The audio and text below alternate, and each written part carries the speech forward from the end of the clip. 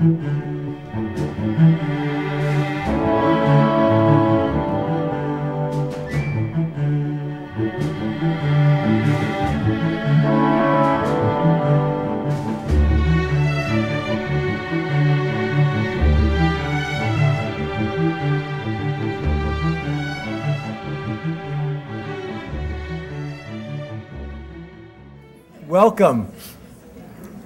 to the 2008 Worcester Regional Research Bureau Award Ceremony.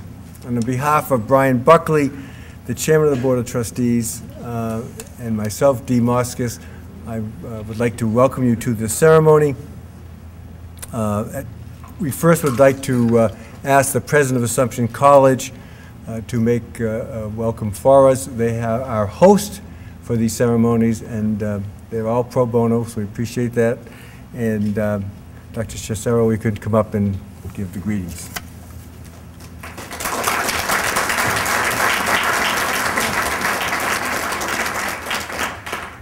Thank you, Dean. Good afternoon to all of you, and welcome back to Assumption College.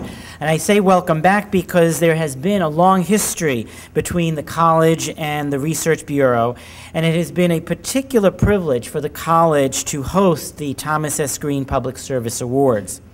It is fitting, I think, that we host these awards because one of the important responsibilities of a college is to contribute to the community in which it is located by the various services it provides to the community in terms of the expertise of its faculty, the volunteer hours of its students and staff, and the various programs that are open to the public. Assumption College has always nurtured in its students and its staff the sense of responsibility to give back to the community and to serve the common good. And that is why hosting the annual awards makes sense for Assumption College, because these awards resonate with our mission. As we honor 4 individuals this afternoon who have been outstanding contributors to the public good, distinguishing themselves from their colleagues by the exemplary way in which they carry out on a daily basis their responsibilities. On behalf of Assumption College, I wish to congratulate this year's recipients and express my gratitude for modeling what it means to be a public servant, putting the needs of others before oneself. You know, at times we can get cynical about the world, but this award and these recipients remind us of the goodness that is still very much alive in our society that does indeed make a difference. So I welcome all of you to this ceremony this afternoon and to the reception afterwards, and I look forward to welcoming you back here again next year. Thank you very much.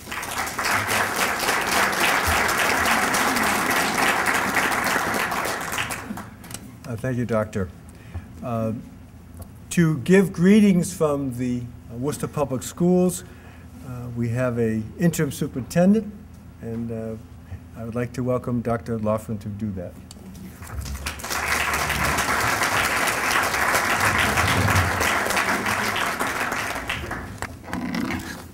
Thank you, Dean, very much for that introduction, and hello, everybody.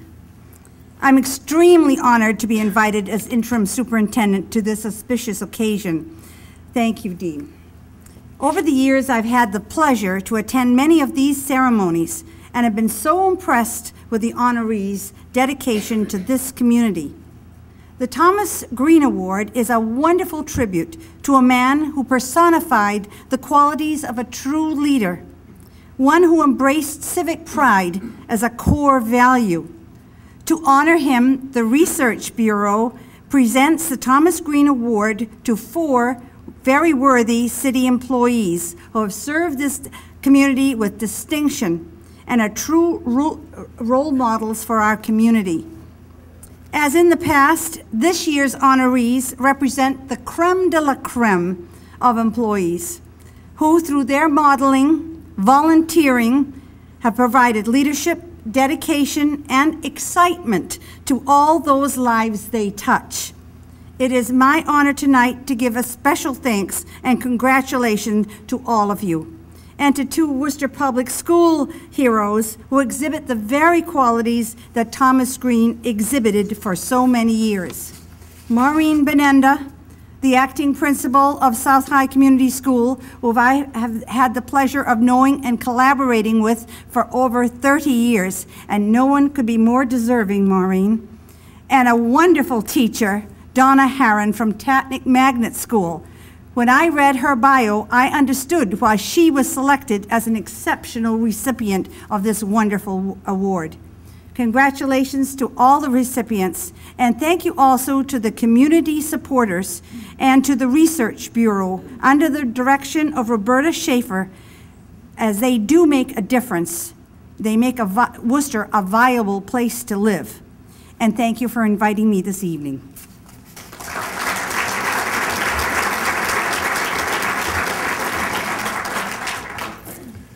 Thank you. To give the greetings of the city administration, we have the Assistant City Manager, Julie Jacobson. The city manager is in Washington today dealing with the Beto problem. So, Julie, would you please give us a greeting? Thank you. Thank you very much, Dee. Good afternoon. It's my pleasure today to join you here in celebrating the Worcester Regional Research Bureau's 21st Annual Thomas S. Green Public Service Awards.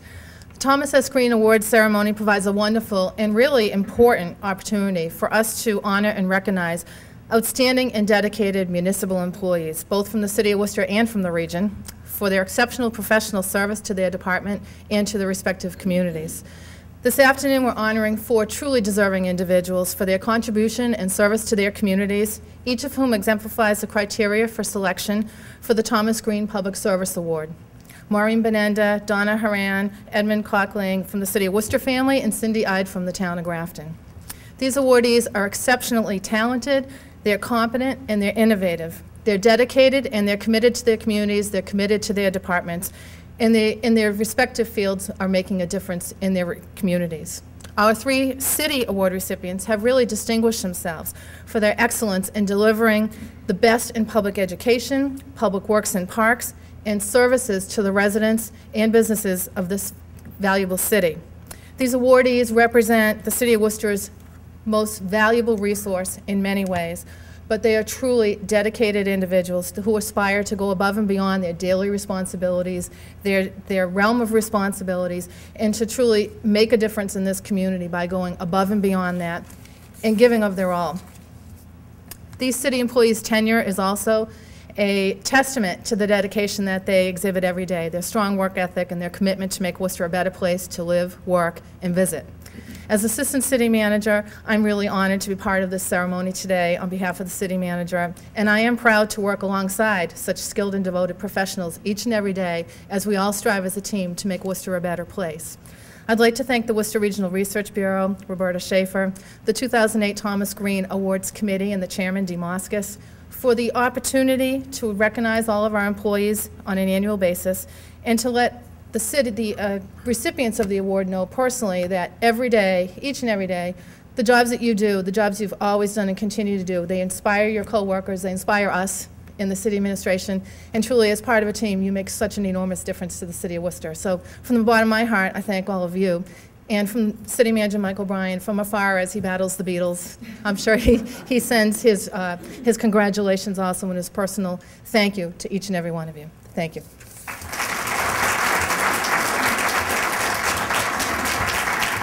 Thank you, Julie. Last year, the Bureau expanded the award to include the region. And this year, the recipient from the region is from the town of Grafton. And we're pleased to have the chairman of the Grafton Board of Selectmen, Brooke Paget, to extend greetings from the town of Grafton.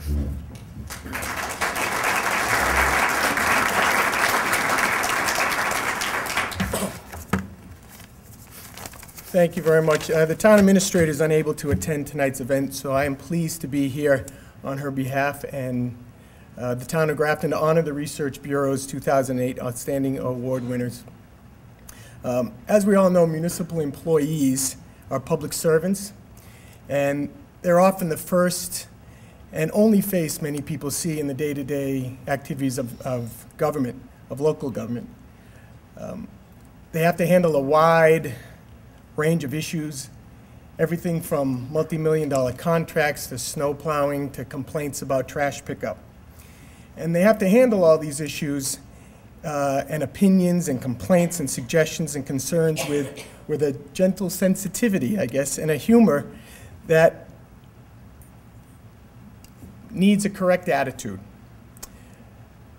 Because they're the front line of local government, many people believe they can tell municipal employees what to do, how to do, when to do, how they're doing it wrong, every aspect of their job, because as taxpayers, they all believe that they're your boss.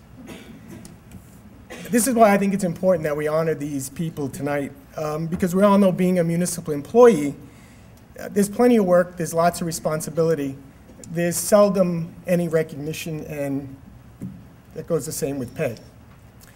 In my experience as a selectman in the town of Grafton, I find the best municipal employees, and we have 4 that we're honoring here tonight.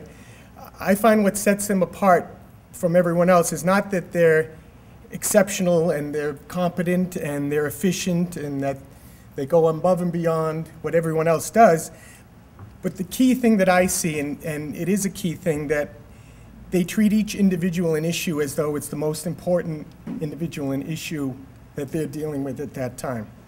I think they also do that with a particular attitude and a smile on their face. That's what I find the exceptional municipal employee. There's a lot of people who say, well, that's just doing your job. But as a state employee, I know you can do your job or you can do your job. And these individuals go above and beyond doing their job. These 4 municipal employees, as I said, go above and beyond. They give extra time quietly on their own initiative without extra additional compensation and without much need for acknowledgement. So I'd like to thank the Thomas Green Awards Committee for honoring tonight's recipients. These 4 truly reflect a degree of dedication, integrity, and professionalism that's seldom seen, I think, in the workplace, not to mention just municipal government. So I want to thank each one of you for making the municipal government run successfully, and congratulations.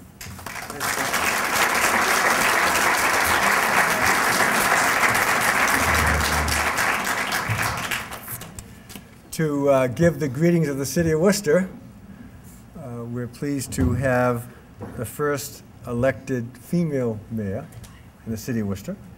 And Mayor Lukes will extend on behalf of the city. Greetings. I'm delighted to be here. I'd like to say that I was held captive by a swarm of beetles, but I was Asian Longhorn. This kind of award is unique because public employees are usually considered public property. Everything they do is subject to public scrutiny, whether it's their job description, their salary, especially at budget time, their performance because they're in view of the public all the time. And they're different from private sector employees who can remain somewhat anonymous and be subject to the scrutiny only of their fellow employees and their immediate supervisor. Public service, on the other hand, is a completely different kind of animal. It is perceived as selfless, as a form of volunteerism, and never the twain shall meet. However, in the Thomas Green Awards, the twain does meet, and we do recognize there are public employees that actually love their job, love working with the public, and can tolerate any amount of scrutiny because they will always go far beyond what their job description is or what the requirements of any contract, bargaining contract is. So I'm delighted to be here to understand that there is a compatibility and there is an overlap, and the people that we're recognizing here today stretch from 30 years service to 6 years service, and they all have maintained their deep respect for being a public sector employee and their deep respect of those who they serve. which is the public, which is all of us. So let me express my gratitude, my recognition, and tell you all how much you are valued. And thank you all for everything you've done.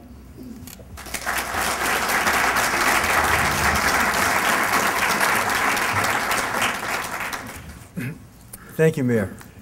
To make the first presentation, Karen Ludington will present the nominee.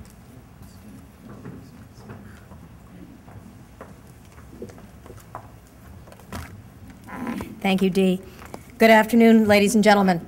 It's always a pleasure to be a part of the Thomas S. Green Award ceremony because so often, I think, people who devote their lives to public service don't receive the respect and appreciation they deserve.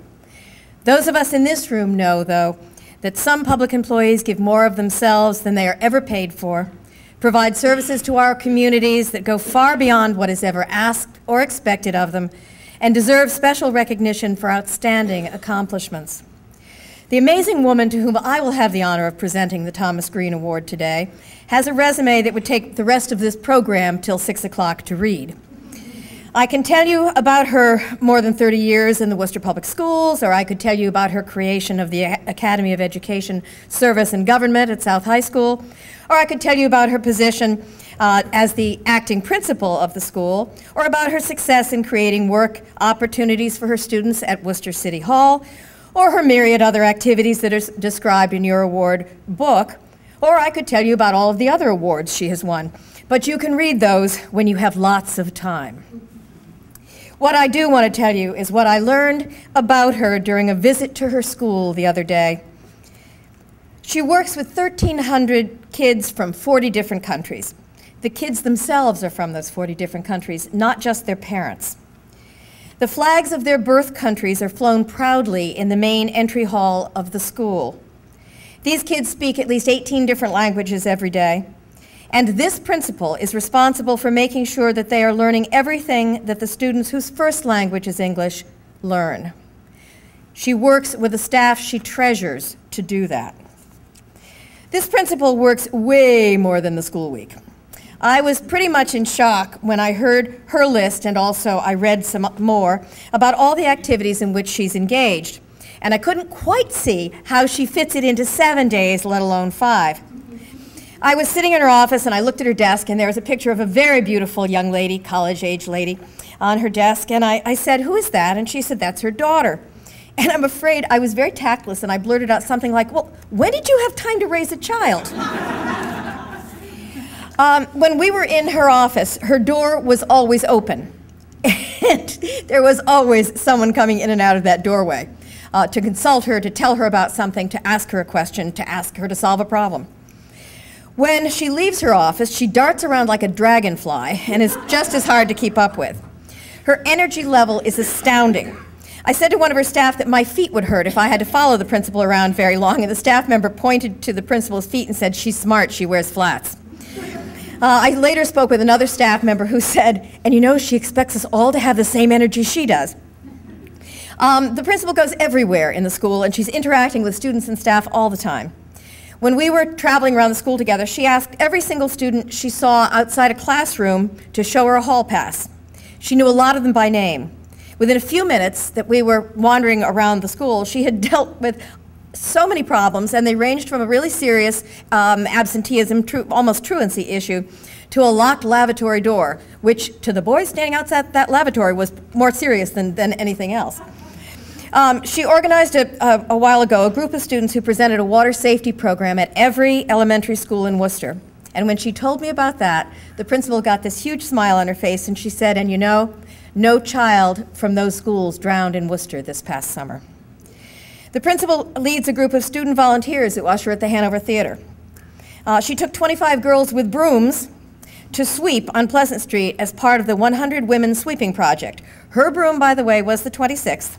And she loved the experience so much because it gave her an opportunity to interact with the students in a way she normally does not. And she said they talked with her, they communicated with her in a way that they normally don't have the chance to do. I asked her what the hardest thing about her job is, and she said trying to meet all the different needs. And I could tell from the way she talked that she does try to meet all of them. She told me the best thing about her job is that as principal, she gets to work with everyone.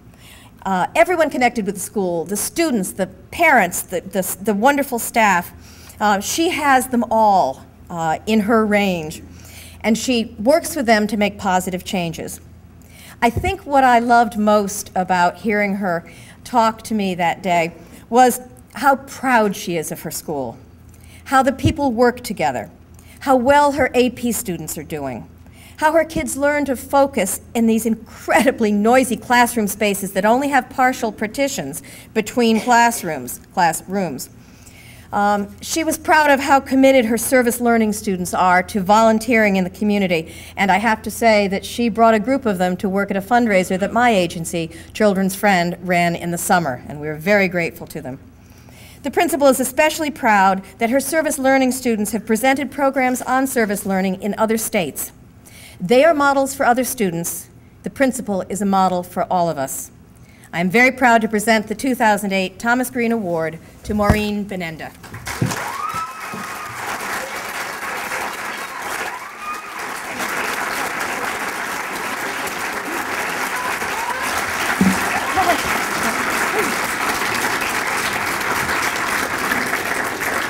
Thank you very much. It's always been an expectation, something never really spoken, that you did your best at everything. I'm the product of a father who was a social worker and a stay-at-home mom who always taught me to respect the value of every individual. I can remember as a young child jumping into the family beach wagon with my parents and siblings to visit a child or teenager who had been put in a placement away from their home. At the time, I did not reflect much on what that all meant. But now, as I receive this prestigious award, I think it's important for you to know. When I was 6, my mom sent me to the girls' club on Winthrop Street.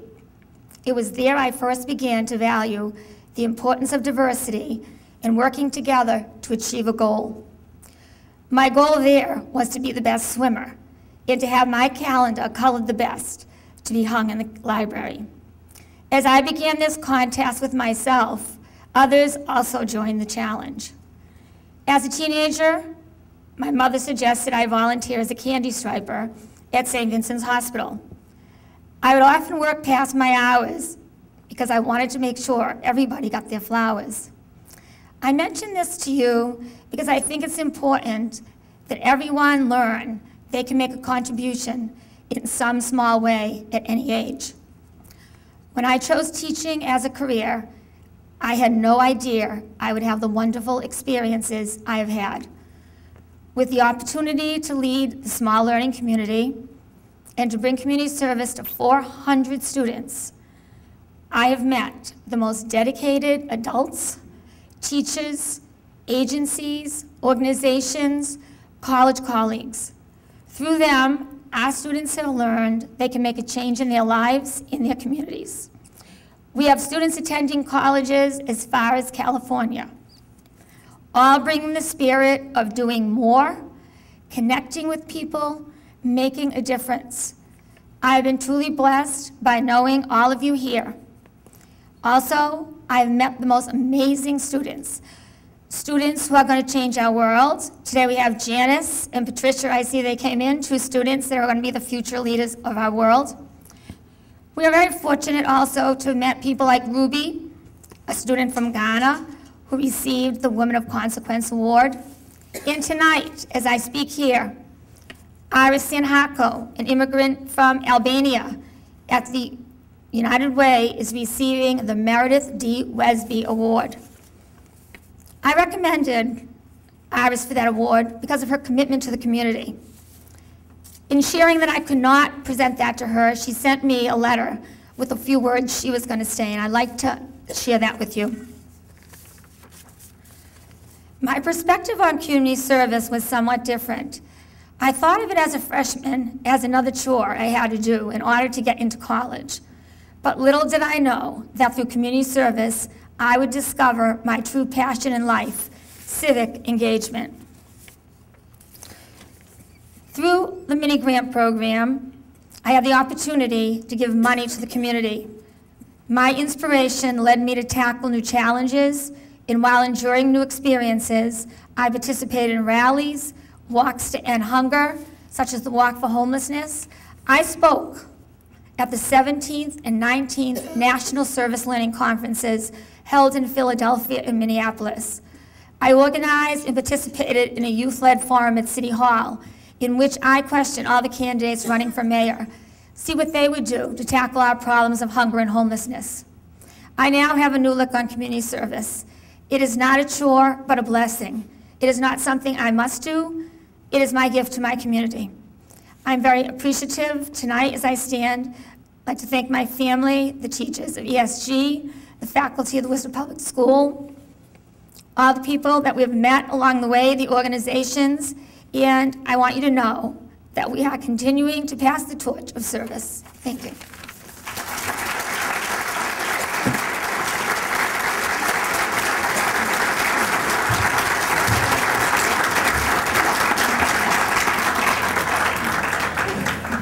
Thank you, Maureen.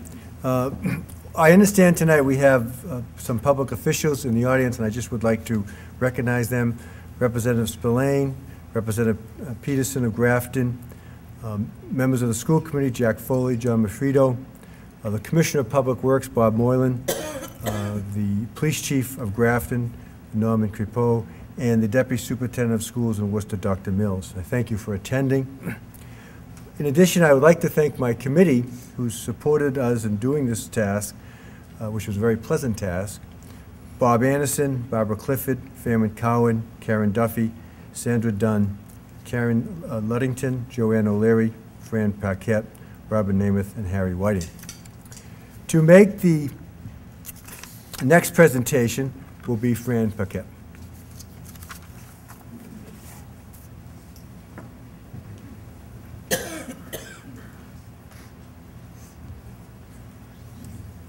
Good afternoon.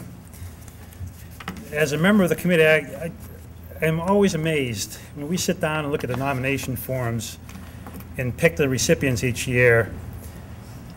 The nominations are always spectacular, but when we actually sit down and meet the recipients, they are far superior than the nomination forms. And I really have to commend all four of you for the work that you do and the people that are here in your support. So. Today I'm privileged and honored to present Donna Harron as a recipient of the 2008 Thomas Green Award. Donna is a grade 1 inclusion teacher at the Tatnick Magnet School. She has been with the Worcester School Department for over 22 years, starting in 1985 as a day-to-day substitute, then as a long-term substitute, and then becoming a full-time teacher in September of 1986. That was the year that Tatnick became a magnet school, and Donna was the first grade teacher. In 1995, Tatnick decided to eliminate its self-contained special education classrooms and move the special needs students back into the mainstream regular education. Donna was asked if she would be willing to have children with learning disabilities in her classroom. As Donna explained to me, these were students who were not necessarily low intellectually, but were delayed educationally. What quickly distinguished Donna as an outstanding teacher was her personal philosophy of inclusion. She believed that if inclusion was to work, if all children were to be successfully included in the regular classroom, it had to positively influence and improve all classroom instruction for all students, not just the special needs students. She believed that inclusion would encourage and require teachers to use only the most effective teaching strategies. The instructional methods would build a supportive atmosphere and allow every child to access grade-level curriculum and showcase their strengths in newly attained knowledge in a variety of ways. Donna aggressively pursued training and exposure to all the best practices and convinced the administration to sponsor and plan building-wide workshops for all of Tatnick's instructional staff. She understood that by delivering high-quality instruction in a consistent and sequential manner, Tatnick could facilitate transitions from grade to grade, teacher to teacher, and year to year for all students. Donna demonstrated to her partner teachers and many others on the staff that by using these best teaching practices to instruct students, they could increase the capacity of their classrooms to support and challenge all types of learners. She helped everyone realize that inclusion does not require the lowering of standards or watering down of the curriculum. It requires just the opposite, that you teach to the top of the class at all times and accommodate all the way down the road. I found Mrs. Harron to be very passionate about teaching, and I think she was the proudest when she said to me that every child that went through her classes learned. Not all at the same way or at the same pace, but they learned. And isn't that what teaching is all about? She demonstrated to me, both verbally and by hand gestures, how to teach the alphabet to first graders.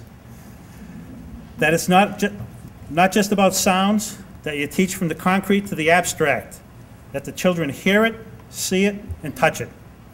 And by using a multisensory approach, including hand signals, which I can't even begin to try, and many other tools from a resource box, the students learn to hear it, see it, and touch it. When Donna started with the inclusion program, she and her special education instructional assistant, Cheryl Perrone, dusted off the individual education plans, or IEPs, for the special education students. Previously, the IEPs were drawn up by a team of professionals such as the psychologists, guidance counselors, special education teachers, and others, but not surprisingly with the classroom teacher. Usually they were filed away and not used, but Donna and Cheryl reviewed them to draw up lesson plans to accommodate the children to devise a strategy to best teach them. Now the classroom teacher is part of that team to draw up the IEPs, so that the teacher, as the day-to-day contact with the student, plays a strong role in designing the most appropriate plan for that student. In addition to all this, Donna is frequently asked to serve as a cooperating teacher for student interns from local colleges to reflect on their teaching experiences to determine what works or doesn't work and why. She is also one of Tatnick's demonstration teachers in the professional development program with Worcester State College. Because of her involvement with the inclusion program, Donna feels that there is an increase of professionalism among the staff and that everyone is involved with the children's learning. They stop and assess what's going on and come up with a plan that will work to benefit all the students. Donna's love of education doesn't stop in the classroom. It's also apparent in her family. She and her husband, John, who is retired from the district attorney's office, have 3 children, all graduates of Rensselaer Polytech. And doesn't stop there. Their son, JP, is in his 2nd year of residency at the Rhode Island Hospital. Their daughter, Helena, just opened her own consulting business, which is just about to really start her education process. And Donna Marie graduated from the New England School of Law and is following in her father's footsteps and is working with the district attorney's office. Let me finish by reading something that the principal of Tatnick Magnet School, Thomas Pappas, wrote about Donna. I think it really sums up who she is and why she's receiving the 2008 Thomas Green Award. Her opinions and beliefs are not imposed, but shared and modeled unobtrusively as a team member. She has helped everyone at Tatnick realize that today's schools cannot be a place where big people are learned and little people are learners. With her gentle but persistent guidance, Tatnick has become a school where administrators, teachers, students, and parents work together to reflect, question, discuss, and refine their skills and ideas without fear of criticism. Donna values diversity. She works to capitalize on differences and utilize the powerful learning opportunities they offer us all to grow in acceptance and understanding of others and ourselves. Donna believes in and actively promotes collegiality among the staff. She encourages everyone to talk with one another about best practices, observe each other's teaching, share their ideas, and help each other become better. She has made us realize that by cooperating and working together, we can provide others, ourselves, with a built-in support system that outlasts any workshop, conference, or staff development program. It is Donna's passion for and true commitment to the education of all children that distinguishes her from other employees. She is living proof that one caring individual can make a significant impact on the lives of many. When I met with Donna, Donna told me that since receiving the news of receiving the Thomas Green Award, her husband has said to her numerous times that he was so proud of her. Well, today I can truthfully say that the whole city of Worcester is proud of Donna Harron. Ladies and gentlemen, I present to you Donna Harron as a recipient of the 2008.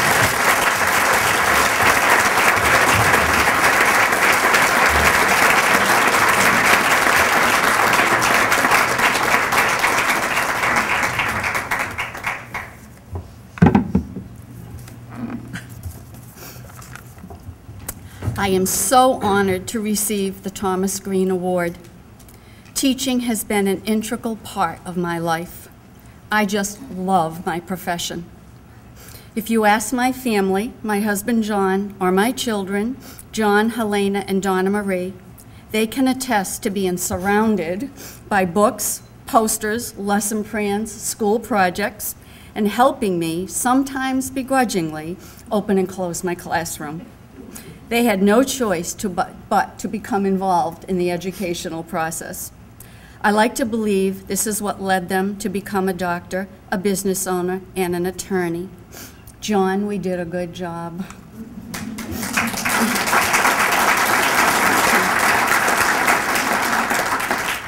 My father, who was a former Marine, died of Alzheimer's 5 years ago. When they presented me with his flag after the 21-gun salute at the gravesite, I was so overcome with pride. The flag represented to me all the brave lives that fought to make our country a better place. I felt so honored and privileged at that moment to accept a flag that represented so many unsung heroes. When I found out I was receiving the Thomas Green Award, I had that same overwhelming feeling of pride.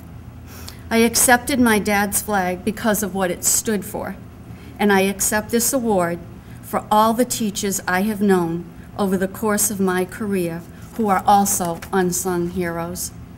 An unsung hero displays courage, self-sacrifice for a greater good, most of the time unnoticed, and teachers fit this description. Let me tell you about my colleagues. Each school year, teachers embrace a new classroom of students.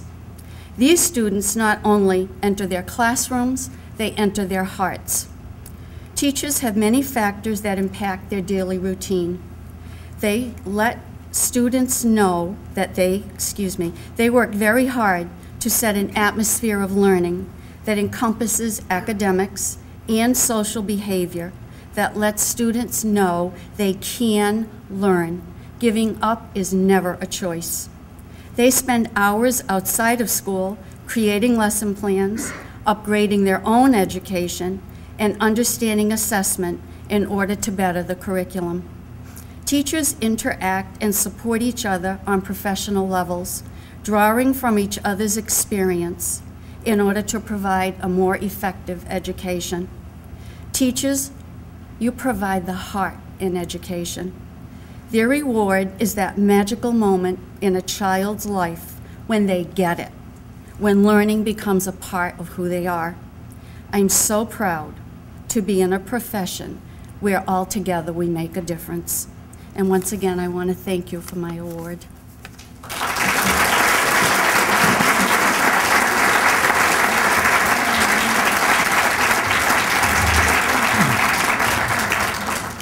I would like to mention the sponsors who have donated items to each recipient. The Beechwood Hotel has provided a brunch and a recipient's breakfast. Music Worcester, tickets for performance. The Webster House dinner. DCU Center, tickets for performance. Schaffman, City of Worcester ornaments. The Worcester Telegram Gazette photography. Senator Harriet Chandler, Senate citations. Representative Spillane organized the citations for the Worcester recipients, and Representative Peterson for Grafton. Sole proprietor gift certificates. Foothills Theater event tickets. The Worcester Sharks game tickets. Worcester Tornado game tickets. The Worcester Credit Union gift bags and saving bonds. The Hilton Garden Inn in Worcester, overnight stay. The Pepperoni Express gift certificates. Hanover Theater gift certificates. The following museums have donated family memberships: Worcester Art Museum, Higgins Armory, Icatarium, Worcester Historical Museum, and the Tower Hill Botanical Garden. In addition, these awards require financial support, and I would like to express to the following companies in Worcester who have financially supported this award: the Abbott Bioresearch Corporation, Bay State Savings Bank, Gaudet Insurance Agency, Flagship Bank, the Grafton Credit Union, Mark O'Connell Law Firm, Enstar Gas and Electric Company, and St. Gobain Corporation. In addition, the Checkerboard Limited has done all the printing for us on a pro bono basis. The next recipient will be presented by Barbara Clifford.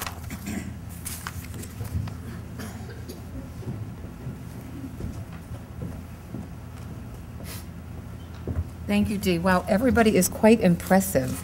Really, congratulations to all of you.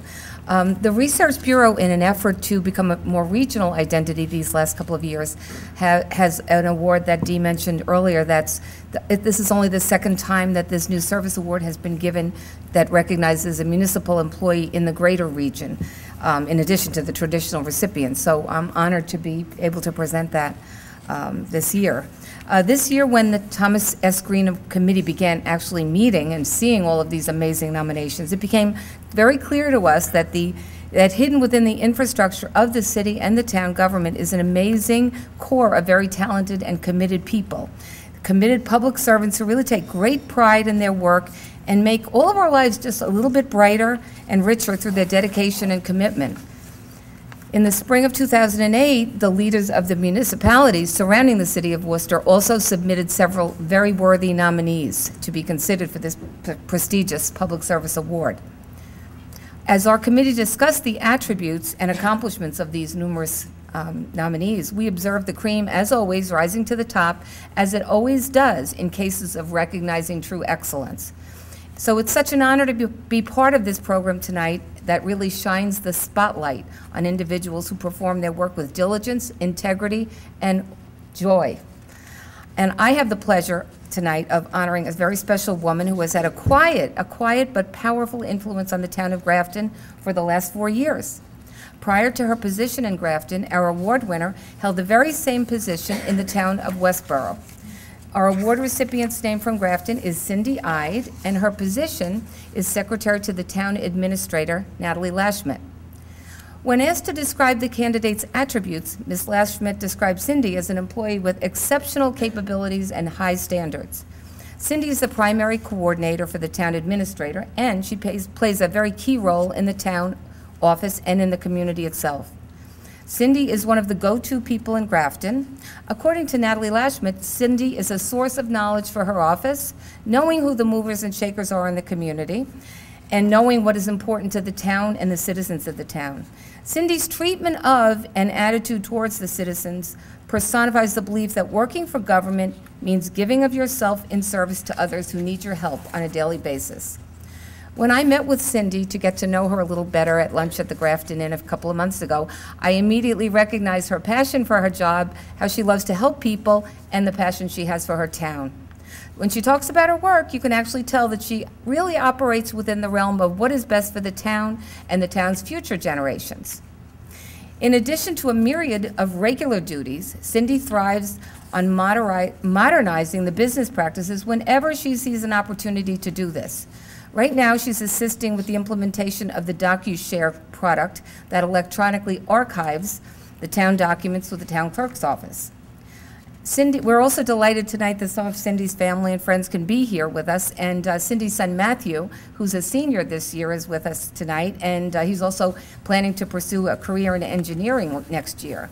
So also her father, her dad, Phil Cuff, I believe, is here. He made it here, good. And also her partner, Dave Krause, is here all of them, to help her enjoy her special honor this evening. So not only does Cindy go the extra mile assisting others and helping citizens, but she also has somehow squeezed time to give back to her community through involvement as a volunteer on many committees to improve.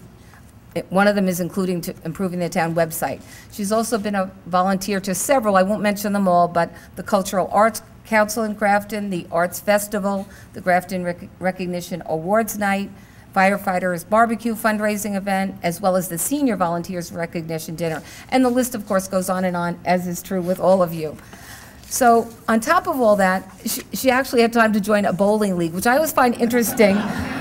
Not being a bowler, I always find it interesting when someone manages time to put some little kind of, for me, athletic kind of talent to use. So, so that makes me think you probably have somewhat of a balanced life. So lastly, before I invite Cindy to come up and accept her award, I'd like to say that I'm very happy to wish her a good vacation, and that I understand that she and Dave are leaving tomorrow for a very nice vacation in Nova Scotia. And I happen to know that you're going to be kicking back and getting some well-deserved R&R. I also hear you may even do a little fishing. But when you get home from vacation, I know you're going to find a very special place to display your beautiful and very well-deserved Thomas S. Green 2008 Public Service Award. Congratulations, Cindy.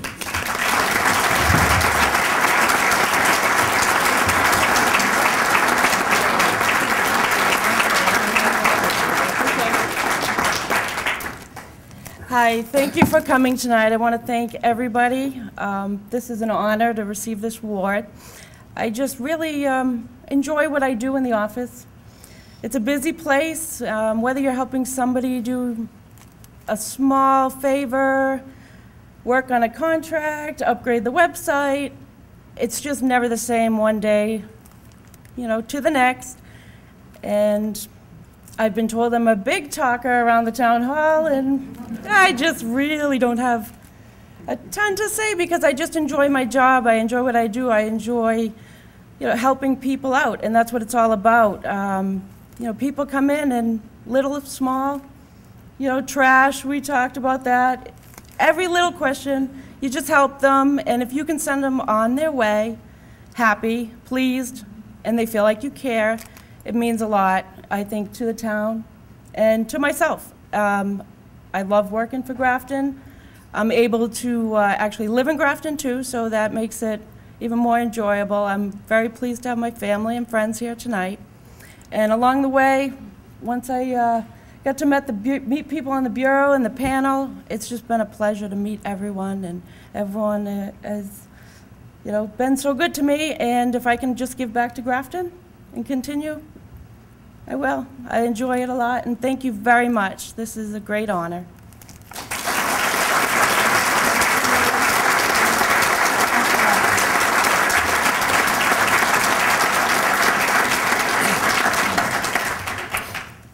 The cable channel 12 in Worcester, I'm not sure what the Grafton cable is, but will be rebroadcasting this ceremony. So thank you to the government channel. To present the last nominee is Joanne O'Leary.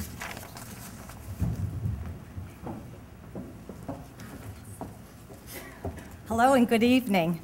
I don't know why they save the waste and the dump at the end, but somehow they do. And I always wonder why Roberta matches us up, and somehow NSTAR gas and the smell of gas somehow equates, but it's a joy to be up here. And first, I just want to congratulate all of tonight's award recipients. Congratulations. Now for our last recipient, Edmund Ed Kochling. I was searching for a quote that would best describe Ed, and I believe that I came up with a quote that's offered by Pearl Buck. She's the author of House of Earth. And she's quoted stating, "The secret job in work is contained in one word, excellence. To know how to do something well is to enjoy it." Now, I had the honor of joining Ed during one of his days working, and we took a ride, and he took me to some of the best well-known secrets of Worcester, the behind-the-scene places. And it did not take me long to recognize that this man is just extremely knowledgeable. He is so gifted in what it is that he does. He also is stated going above and beyond. And it was clear to me that he truly had passion for his work. He enjoyed it so much, and that came out throughout our tour. And it was really a joy to see him smile. And if you already know Ed, you already know that he's very special. But let me share some information to those of you that haven't had an opportunity to meet Ed. I can tell you that he's not a newcomer to the city of Worcester. He actually is a graduate from WPI. When he graduated, he later opened up and started a construction company. He told me it was very, very successful, and he also shared that he had mastered the art of becoming a let me get this right, somebody I want to hire for sure, a finished carpenter. Now that takes a lot of knowledge, and I think that just says a little bit about his being detail-oriented and his perfectionism to do the best. And at some point during his life, he and his wife decided to take a shift, and he decided to take his knowledge and his talent and to bring that to a new employer. And luckily, the city of Worcester recognized his talent and his knowledge. They hired Ed on March 1998 as a field inspector, and he was assigned to the permit office in the DPW engineering division. It was here that he was responsible for the work being done by private contractors like NSTAR, and to see what they did on and around the cities and to make sure they were doing the work properly. I had asked Ed when he had this job how he did, and according to him, my company was really great. You like that, huh? And then in 2001, he was promoted to the assistant civil engineer, and he moved to a different role as a construction inspector for the engineering division. And here he had to focus his knowledge in with the private developers, the individuals who were going to build in the city, and he worked with those developers and also the city's Conservation Commission to make sure that these projects went smoothly. Unfortunately, the city faced a budget cut, and this really impacted Ed's position, and he had to return to his former position, and he was also reassigned to the Water Operation Engineering Division.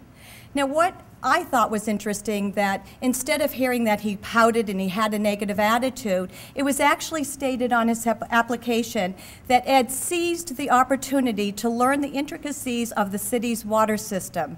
I think that really says a lot about this gentleman. As a construction inspector in this division, Ed was responsible to make sure that any repairs or installations to the water infrastructure were made in accordance to the city's rules, the regulations, and specifications. And Ed was recognized for his achievements. Commissioner Moylan, who joins us tonight, had stated, Ed developed a reputation as a diligent inspector that could always be counted on to hold the contractors accountable in all circumstances. I think that's a real great statement, because this really gives me no surprise that later Ed was once again promoted in 2004 and to the assistant civil engineer and reassigned back to the DPW Parks Division, a position he still holds today. So what does he really do today? Well, I mentioned to you that I took a tour, and I went so pleasantly to City of Worcester's landfill and to your compost locations. All right, one of them. So I got the behind the tour. But the city needed to resolve an ongoing issue with their former Greenwood Street landfill. And they selected Ed to take over this role and basically to get the job done and do it right. It was he that has to oversee the private contractor doing the recapping of this landfill. And Ed has to make sure that the work is done in compliance with the city's contract. I'm not really sure how he does this. To be honest, I saw trucks coming in and dumping what just appeared to be dirt. But for some reason, Ed being Ed, he understands just the quantity and the quality that should be coming into this landfill. And he told me if he questions it, it simply just gets tested before it gets used for capping. A great talent. And then Ed took me to the city's, well, there's two composting operations. One is the Ballard Street, and one is at the Worcester Airport. And I, of course, went to the one on Ballard Street. Now, I should tell you that Ed took me on a hot summer day to a composting location. It was our one hot summer day, probably. But I know what you might be thinking, just the stench at this location. Well, coming from a gas girl, I got to tell you, there was actually little to no odor at all at this location, and it's something really to be very proud of. And I'm also told that the city of Worcester actually operates the largest municipal composting operation in the Commonwealth of Massachusetts. The city's composting sites process over 70,000 cubic yards of leaves and yard waste per year and turn it into top quality compost. Now, how is that done? It's because Ed oversees this compost, and he takes great pride in making sure that his operation is done successfully. He shared with me that he has made and implemented a lot of changes at these composting sites, and as a result, he has a team of workers that join him in making this site a site that is pleasant and pleasing to the neighbors. Ed and his team now deliver a quality compost product.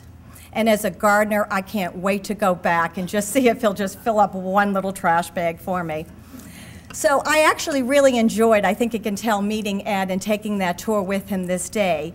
I found him to be also a great storyteller. He shared stories about his family, and also I could hear that he truly also had a passion for coaching youth hockey. Just a great man, and I don't doubt that he's not an excellent role model for his son and possibly his co-workers. So while some co-workers may actually jokingly call him the junkyard dog, I'm simply going to call him one of Worcester's finest. Please join me in welcoming Ed Kochling to receive the Thomas S. Green Award.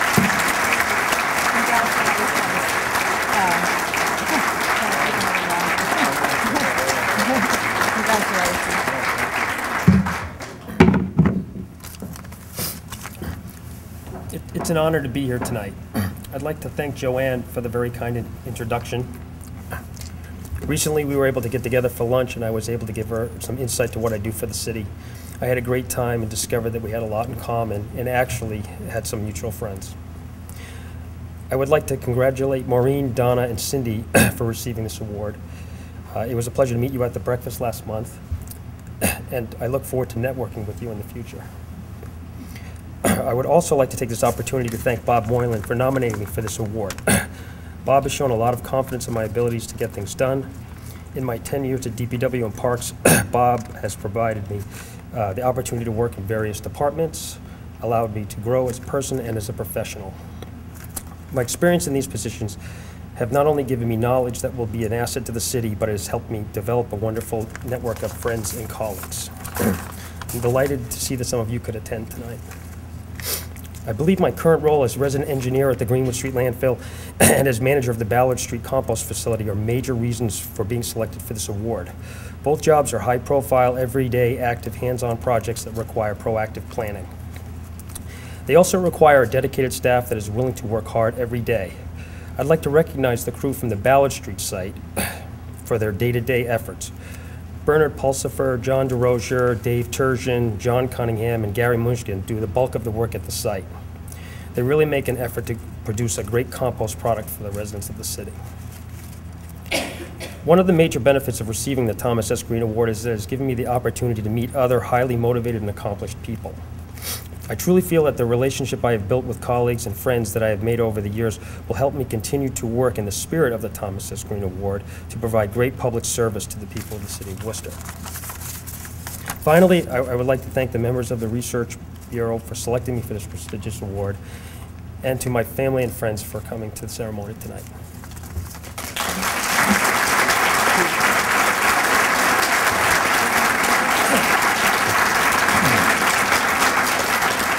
It has been our tradition that the mayor of the city of Worcester would present keys to each one of the recipients, including Grafton. So that I'd ask the mayor if she would please do that. Thank you, Dee. I always remind people that although these are keys to the city, don't try to unlock the treasury. You know what's in there.